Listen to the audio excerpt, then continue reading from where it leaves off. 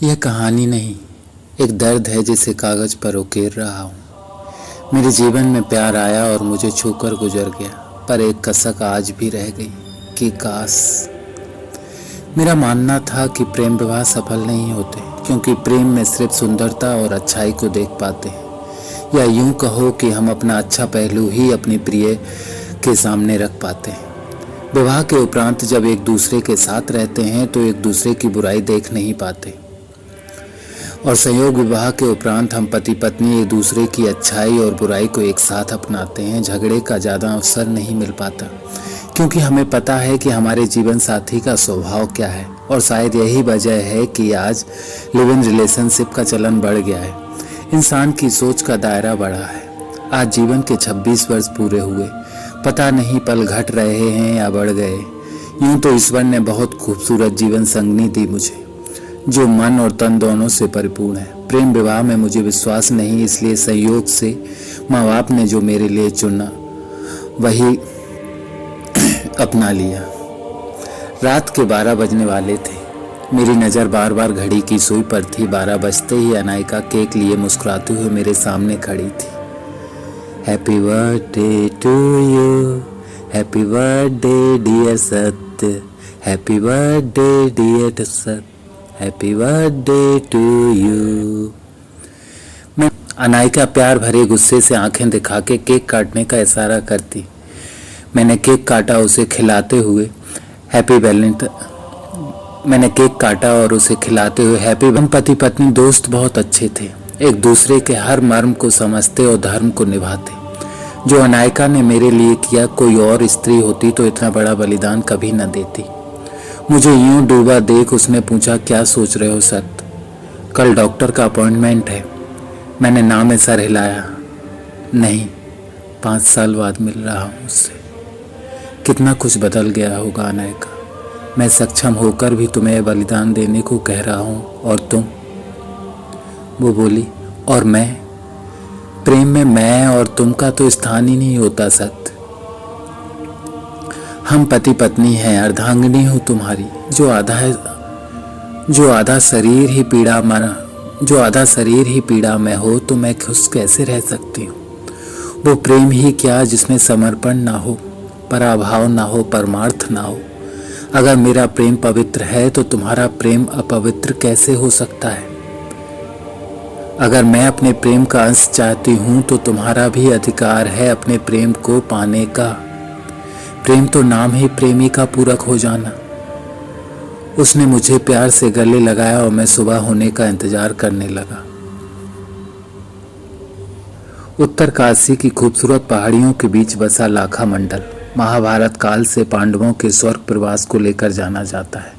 सूर्य की किरणों के बीच लाखा मंडल का मंदिर सोने की तरह दमक रहा था। उन्हीं किरणों के बीच हाथ में लोटा पकड़े 2 हाथ नजर आते हैं। उस लोटे से गिरता जल एक विशालकाय शिवलिंग पर गिर रहा था। उस शिवलिंग के चारों तरफ 4 शिवलिंग और थे। बीच वाले शिवलिंग को जल ढलता वो शख्स कामदेव सा जान पड़ता था। आकर्षक लंबा गठीला शरीर, कंधे तक लहराते बाल, मनमोहक मुस्कान, बोलती हुई आंखें। ओम भूर्भुवस्सुः तत्सवितुर्वरेण्यं भर्गो देवस्य धीमहि धियो यो नः प्रचोदयात्। ये शब्द उसके होठों से फूट रहे थे। सफेद धोती, गले में जनेऊ, माथे पर तिलक, मंदिर में आने जाने वालों के आकर्षण का केंद्र बना हुआ था वो। तभी एक आदमी पंडित जी से बोला, ये लड़का कौन है पंडित जी? पंडित जी बोले, सुलक्षणा बहन का बेटा है मनु, दिल्ली में रहता है। आदमी बोला, जहाँ तक मुझे याद है उनका तो एक ही बेटा है ना, सत्य। पंडित जी बोले, धीरे बोलिए भाई साहब, सुन लिया तो आसमान सर पर उठा लेगा। तभी उसे पास आते हुए देख दोनों चुप होते हैं। मनु वहां से निकलते हुए बोलता है, राम राम पंडित जी। पंडित जी बोले, खुश रहो बेटा, इस बार बहुत दिनों बाद आना हुआ, सब ठीक तो है? मनु बोला, भोलेनाथ की कृपा है पंडित जी। जब अपने आकर्षक व्यक्तित्व के साथ वो सीढ़ी उतरते हुए खूबसूरत लकड़ी के बने घर, चारों तरफ पहाड़ियां, घर के बगल से बहती यमुना नदी, लकड़ी के बने द्वार के सामने पहुंचता है, जहां आंगन में गाय बंधी थी और एक मध्यम वर्गीय साधारण सी औरत अहाते में झाड़ू लगा रही थी। बैठ जा, नाश्ता लाती हूँ। वो चारपाई पे बैठा उसे चुप देखकर बोली, क्या हुआ मनु, परेशान क्यों है? उसने बोला, माँ मुझे अभी मुंबई निकलना होगा। तो बोली, सब ठीक तो है ना बेटा? बोला, हाँ माँ सब ठीक है, बिजनेस के काम से जा रहा हूँ। माँ बोली, 5 साल होगा बेटा तुम दोनों को साथ देखे हुए। तो इसने अपने आप को संभाला और बोला, अगली बार उसको साथ लेकर ही आऊँगा माँ, बहुत भूख लगी है, फिर जाना भी है। वो बोली, हाँ हाँ अभी रुक लाती हूँ। वो वहीं सोच में डूबा बैठा था। कुछ देर बाद वहीं अहाते में एक हेलीकॉप्टर उतरा और माँ के गले मिल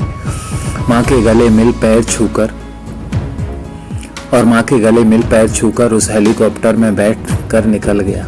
उसके जाने के बाद माँ बोली उसे देखते, हे विधाता मेरे बेटों की रक्षा करना, पता नहीं किस हम में जी रहे हैं। इधर अनायका ने चाय के साथ मुझे जगाया। गुड मॉर्निंग, चाय पी लो और तैयार हो जाओ, हॉस्पिटल जाना है। मनु का कॉल आया, सुना कर दिया। वो समझ गई कि कॉल नहीं करूंगा। उसने मेरा फ़ोन लिया और मनु को कॉल लगाया। हे मनु, हाँ हम ठीक हैं, बस पहुंच ही रहे। तुम पहुंच गए क्या? हाँ ओके, सी यू। हम तैयार हो हॉस्पिटल पहुंचे। डॉक्टर के सामने बैठे थे। डॉक्टर बोला, मिसेस सत्य, ये एक बहुत ही अस्वाभाविक सी बात है कि 2 लोगों के स्पर्म को कानून हमें इसकी इजाज़त नहीं देता। आप खुद एक डॉक्टर हैं, स्त्री और पुरुष में अगर एक इस लायक ना हो तो कानून इजाज़त देता है। अनायका बोली, डॉक्टर मेरे पति और मैं तैयार हैं और दूसरे इंसान को भी कोई परेशानी नहीं है। बड़ी उम्मीद के साथ आपके पास आए। ज़रूरत शारीरिक नहीं भावनात्मक है। डॉक्टर बोला, ओके मिसेस सत्य, मिस्टर मनु कहाँ है? इतने मनु डोर खोलते हुए आया। वही चिरपरिचित मस्त मौला अंदाज, घायल करती मुस्कुराहट, आंखों को सुहाती शख्सियत। मैंने एक नज़र भी उसको नहीं देखा। वो आया और बोला, sorry doctor for the late. मेरी पास वाली चेयर पे बैठ गया। ना मैंने उसको देखा ना उसने मुझे। डॉक्टर ने हम दोनों को एक सैसे दी और नर्स को केबिन दिखाने को बोला। हम दोनों एक साथ अकेले एक कमरे में बैठे थे। सामने एडल्ट मैगजीन पड़ी हुई थी, हाथ में शीशी थी। हम में से किसी की हिम्मत केबिन में जाने की नहीं हो रही थी। वो बगैर मुझे देख बोला, देख सत्य, सोच ले, पूरी लाइफ का सवाल है। मैंने नज़र उठा के देखा तो वो बोला, देख मैंने घूरिए तो कतई ना, रैप्टा धर दूंगा। मैं उठ के केबिन में चला गया। गुस्से में वो भी एक केबिन में चला गया। कुछ देर बाद हम दोनों ने स्पर्म से भरी वो शीशी डॉक्टर को दी और मनु गुस्से में बाहर निकल गया। अनायका उसके पीछे भागी। मनु रुको तो, मेरी बात तो सुनो मनु। वो रुक गया, कुछ नहीं बोला, नजर झुकाए खड़ा था। अनायका बोली, एक बार बात तो कर लो। मनु बोला, क्या बात करूं, पागलों जैसी हरकत कर रहा है वो, और तुम भी। अनायका बोली, ओके मत करो, फिर शादी क्यों की तुमने? मनु झुंझलाते हुए बोला, हमारी मर्जी, नहीं करनी, क्या करेगी? ये कह के वो नजर फेर लेता है। अनायका बोली, मेरी तरफ देखो मनु। वो चुपचाप मुंह फेरे खड़ा था। अनायका ने उसका चेहरा अपनी तरफ किया और दोनों की नज़र टकराई। वो नम आंखों से गले लग गया। मनु बोला, नज़र नहीं मिला पाता हूँ तुमसे, तुम्हें सत्य की कसम अनायका, अब कभी सामने आने को मत कहना। तुम्हारी जिद से हार गया, वरना कभी नहीं आता। वाह, लव यू। अनायका बोली, मैं तो रोक लूंगी, पर तुम रुक पाओगे? जाते कदम मनु के रुक गए और बोला, लिसन अनायका, बहुत रिस्पेक्ट करता हूँ तुम्हारी। मैं नहीं चाहता कि तुम्हारी ज़िंदगी खराब हो। मैं दूर ही खड़ा था, उसने मेरी तरफ नहीं देखा। अनायका का माथा चूमा और मुंह मोड़ के चला गया। अनायका मेरे पास आई। मैंने कुछ नहीं पूछा क्योंकि जवाब जानता था। हम घर पहुँचे। पार्किंग में लिफ्ट के पास पहुँचा तो पता नहीं, मन अजीब सा हो रहा था। मैंने अनायका से कहा, अनायका तुम चलो, मैं आता हूँ। अनायका बोली, आर यू फाइन सत? मैंने हाँ में सर हिलाया और वो बोली, जल्दी आना। वो मेरी हालत देख ना चाहते हुए लिफ्ट से फ्लैट में चली गई और मैं वहीं लिफ्ट के पास रुक गया। ये मेरा दुर्भाग्य ही था कि प्रेम दिवस के ये मेरा दुर्भाग्य ही था कि प्रेम दिवस पर जन्मा और प्रेम को ही तरसा। मेरे जीवन में भी प्यार आया और मुझे छूकर गुजर गया। वो उम्र ही कोरे कागज की तरह होती है जिसकी पहली लिखावट ही सत्य जान पड़ती है। उसे मिटा दो तो दोबारा प्यार करना मन को काले करने जैसा होता है। मेरे जीवन के वो 3 साल जब 12वीं लिया, नाम नया था, उत्तराखंड से आया था। मेरा एडमिशन पेपर फॉर्मेलिटी की वजह से लेट हुआ। हॉस्टल ऑलमोस्ट फुल हो गया था। मुझे किसी तरह एक बेड मिला। शहरी रंग ढंग नहीं जानता था। मेरे रूम में मेरे अलावा 3 और लड़के थे, जतिन, दीपक, आकाश, जो मेरे सीनियर थे। बड़े ही मस्त मौला थे। जिन खत्म हो गया तो दीपक बोला, यार हॉल में वाटर कूलर से ले आना सद। मेरे सीनियर थे तो मना करना बनता ही नहीं था।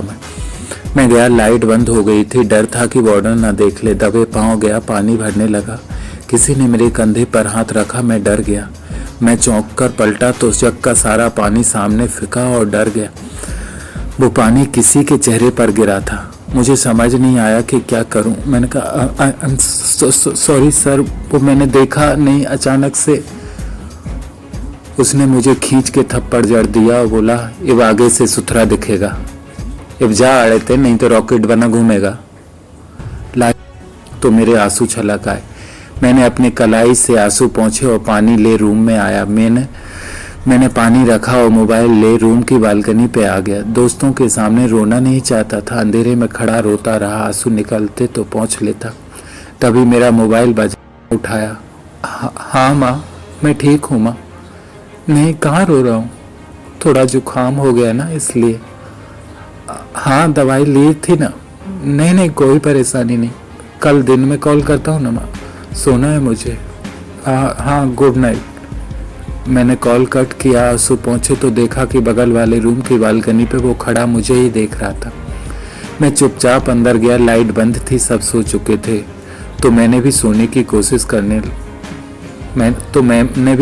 कोशिश करने लगा। अगले दिन सुबह उठा कॉलेज जाने के लिए तैयार हुए। लिफ्ट में पहुंचे तो वो भी आ गया। मैंने नज़र नीचे कर ली। वो जतिन से बोला, ये बालक कौन है?